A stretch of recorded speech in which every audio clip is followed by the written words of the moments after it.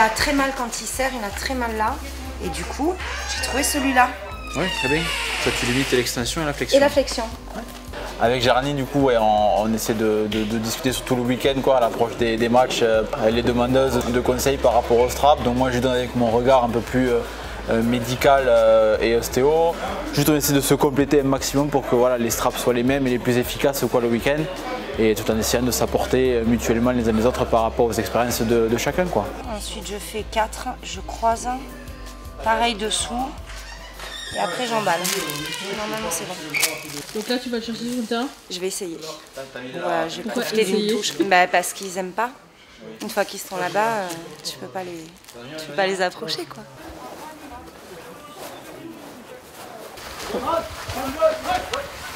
Je viens de le voir, il se touche le poignet. Je vais attendre un petit peu, je vais voir si j'arrive à lui demander et si j'arrive pas à lui demander, je vais aller faire les pharmacies. Parce qu'il y a du boulot aussi avec les pharmacies. Quand ils sont en entraînement, tu vois, comme là, ils sont très concentrés sur ce qu'ils font, sur ce qu'ils disent, c'est des moments à eux. Mais là, en plus, ils font un exercice, donc si je dérange... Johan,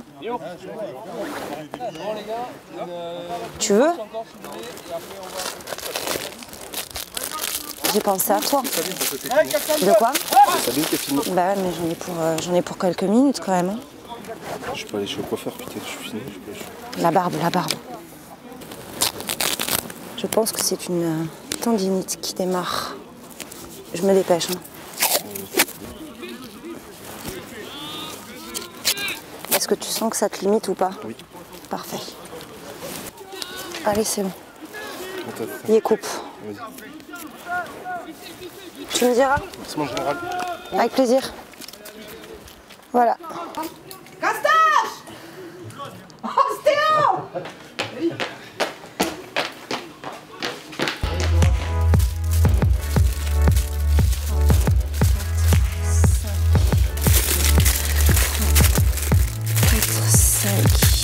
Et 4.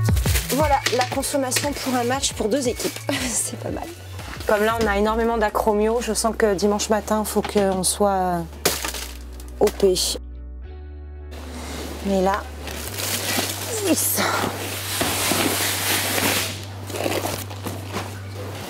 Le grand ciseau. Le strap et le chatterton, c'est la chose à ne pas manquer. Et c'est presque même chez certains joueurs un rituel aussi. Hein. Il y en a, ils se mettent du strap à les endroits où il n'y a pas besoin. Je trimballe les tis et je ne sais jamais quel joueur veut quel tis. Donc je les mets tous. Le chatterton. Oui mon petit chat, coucou, maman elle fait les trousses.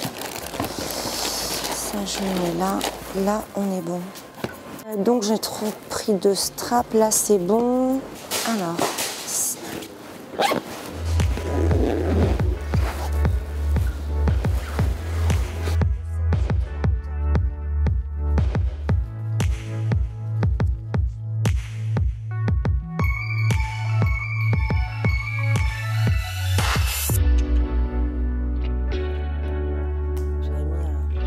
Je suis pas kiné, je suis pas ostéo, je suis pas médecin.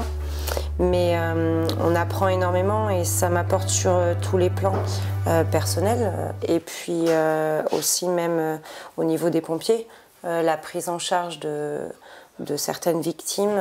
Je sais de mieux en mieux comment bloquer avec notre matériel un genou suivant le ressenti de la victime par rapport au fait que j'ai déjà manipulé ce genre de blessure. Donc quand je feuillette ça, je me dis tiens, ça faut que je l'apprenne, tiens, ça je sais pas encore, tiens, c'est quoi cet os, je savais même pas qu'il existait. Ou alors, oui, celui-là il avait bien marché, ou celui-là non, faudrait que je le refasse parce que j'arrive pas à le faire. Ou, plus on en fait, plus on évolue, plus on arrive à soigner des petits bobos, même de la vie quotidienne, même dans le cadre familial ou amical. Et ça va au-delà d'être soigneur au rugby. C'est quelqu'un a mal, tiens, si je demandais à Gégé. Moi, c'était quelque chose qui auquel j'avais déjà pensé, parce que tous les dimanches, je suivais Angèle au rugby. Et tous les dimanches, j'étais là au bord du terrain à attendre, à regarder. Et du coup, plutôt que de rien faire, au moins j'étais active. Puis il y a ce côté aussi, quand il y a quelque chose, de pouvoir rassurer, soulager, c'est toujours agréable pour autrui, mais aussi pour soi. Ça fait du bien à soi de savoir qu'on fait du bien aux autres.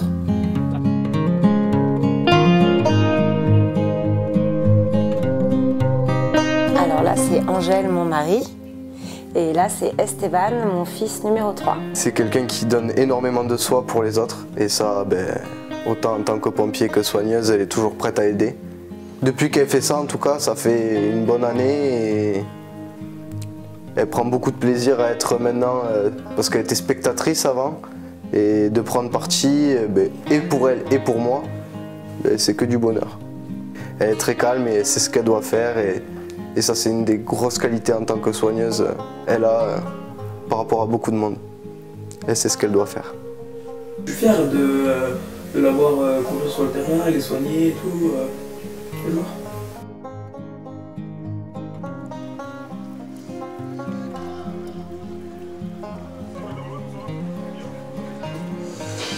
Parce que les corvées, qui c'est qui les forme? C'est nous, hein. On danse même, hein. Non, je te fais une vidéo en plus, hein. Avec le parti de tête. 10 aussi. Ouais.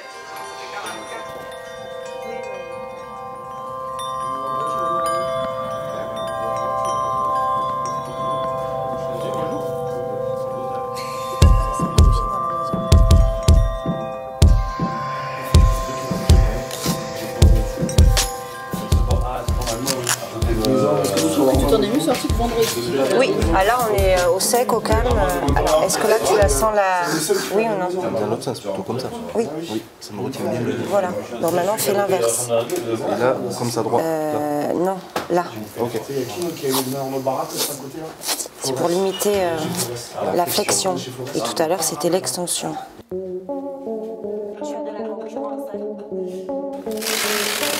Je le plâtre là. Je veux vraiment que ça tienne. Quoi qu'il se passe, ils ont envie de jouer. Et voilà, après, moi, j'essaie de leur donner beaucoup de conseils parce que là, les soins que je fais, c'est pas des consultations que je fais comme en cabinet où ça dure 1 heure. Là, c'est vraiment des soins de terrain pour vraiment les accompagner et qu'ils soient le plus à même de pouvoir jouer sans douleur ou que leur blessure ne s'aggrave pas en tout cas. Celui-là, il a une douleur, donc on va faire une petite compression. Tu comptes trop vite? C'est ça. Non, c'est pas vrai. C'est pris. C'est dans la boîte. C'est dans la boîte. On n'a pas de petites blessures qui durent 15 jours, 3 semaines. Si on fait l'état des lieux, on a un tibia péroné, des épaules, fissure d'omoplate, acromio en chaîne, croisé. Donc non, on a l'effectif complet qui s'est réduit au fur et à mesure de la saison et après les emplois du temps de chacun qui font que les joueurs peuvent plus venir, donc ça devient compliqué pour finir l'année. On fait des straps tous les week-ends pour que ça tienne un maximum et puis le dimanche on repart quoi.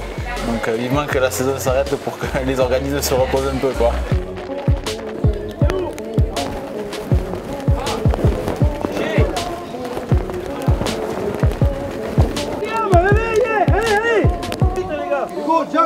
Et le 8, hein. Le 8, Eh, papy,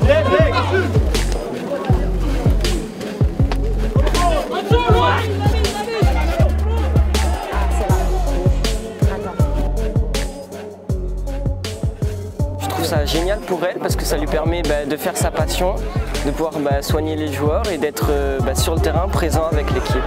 Malgré la pluie et la boue, je suis là pour la soutenir, pour soutenir l'équipe et tous les joueurs.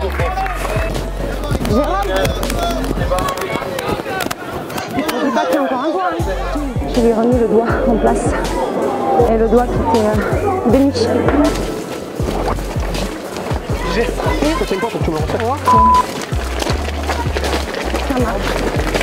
Devant, on est bien.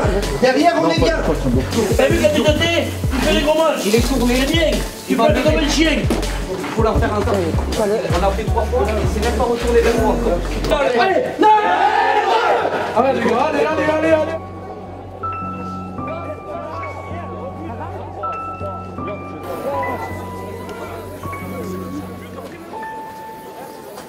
C'est pas facile parce qu'il faut être là le dimanche, quel que soit le temps, quel que soit le lieu, l'horaire.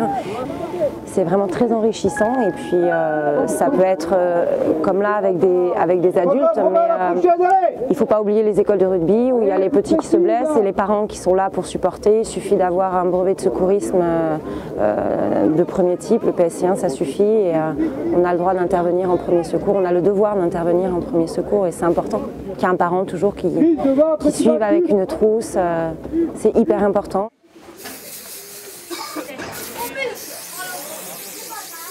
C'est que du rugby amateur, ce sont des gens qui demain vont se lever, certains 4 heures pour aller bosser. Et ils ont du mérite, hein. Ils ont du mérite. Parce que des fois ils sont broyés, enfin je vois mon mari, il est broyé comme si un camion lui avait roulé dessus et il se lève et il va au boulot. Et ils font tout ça. Et là-bas, il me fait embarquer 40.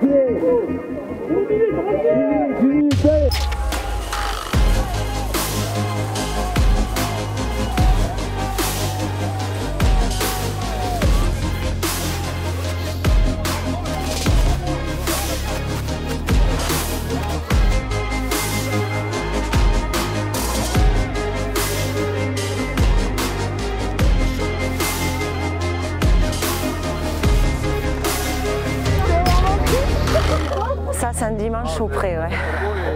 Aïe, aïe, aïe. 2 victoires? 2 victoires. Ouais.